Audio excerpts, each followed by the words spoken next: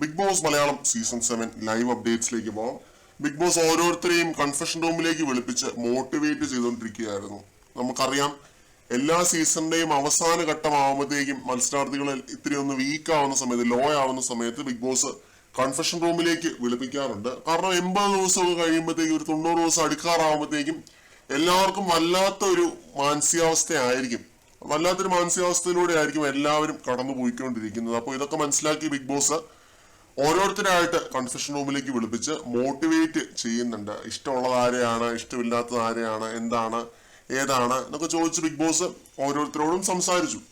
അപ്പൊ സാബുമാനെ കൺഫെഷൻ റൂമിലേക്ക് വിളിപ്പിച്ച സമയത്ത് സാബുമാനോട് ഇതേപോലെ തന്നെ ചോദിച്ചു, ആരെയാണ് ഈ വീട്ടിൽ ഏറ്റവും അധികം ഇഷ്ടം. ഏറ്റവും അധികം ഇഷ്ടമുള്ളത് എല്ലാവരെയും ഇഷ്ടമാണെന്ന് പറയുന്നുണ്ട് കേട്ടോ. അനീഷ് ഒഴികെ എല്ലാവരെയും സാബുമാൻ ഇഷ്ടമാണെന്ന് പറയുന്നുണ്ട്.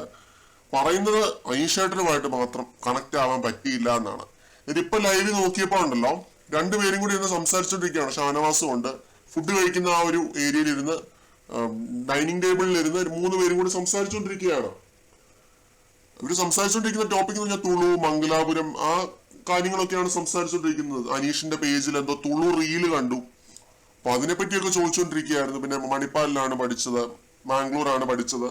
ഇതൊക്കെ കേട്ടപ്പോ ഞാൻ ഓർക്കുമായിരുന്നു, ഈ പയ്യൻ തന്നെയല്ലേ കൺഫെഷൻ റൂമിൽ ഇരുന്ന് പറഞ്ഞത് അനീഷുമായിട്ട് കണക്ട് ആയില്ല എന്ന്.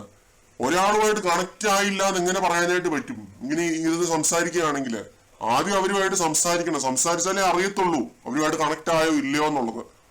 ഒരാളുമായിട്ട് സംസാരിക്കാതെ, അവരെ പറ്റി കൂടുതലായിട്ടും അറിയാതെ എങ്ങനെയാണ് കണക്ട് ആയില്ല എന്ന് പറയാനായിട്ട് പറ്റുന്നത്? ഇതിപ്പോ ആദ്യത്തെ തവണ ഒന്നുമല്ല. അനീഷിനെ ഒരുപാട് തവണ ഇരുന്ന് ദുഷിച്ചിട്ടുള്ള ഒരാളാണ് സാബുമാൻ എന്ന് പറയുന്നത്. നാരദനാണ്. പല സ്ഥലത്തും പോയിരുന്നിട്ട് പലതും പറഞ്ഞിട്ടുണ്ട് അനീഷിനെ പറ്റിയൊക്കെ. അനീഷ്, അനുമോൾ, ഇവർ രണ്ടുപേരെ പറ്റിയാണ് സാബുമാൻ അവിടെ പറഞ്ഞുകൊണ്ട് നടക്കുന്നത്. കൺഫെഷൻ റൂമിൽ ഇതേ ഗതി തന്നെ. അനീഷേട്ടനുമായിട്ട് ഞാൻ കണക്ട് ആയില്ല. അനീഷിനോട് എന്തോ ഗ്രഡ്ജ് ഉണ്ട്. എന്ത് കാര്യത്തിനാണ് ഗ്രഡ്ജ് വെക്കുന്നത്? സാബുവിന്റെ ഒരു കാര്യത്തിലും അനീഷ് അവിടെ ഇടപെടാൻ പോകാറില്ല എന്നുള്ളതാണ് സത്യം. സാബുമാൻ ഒരു കണ്ടസ്റ്റന്റ് ആയിട്ടോ എതിരാളിയായിട്ടോ പോലും അനീഷ് കണ്ടിട്ടില്ല.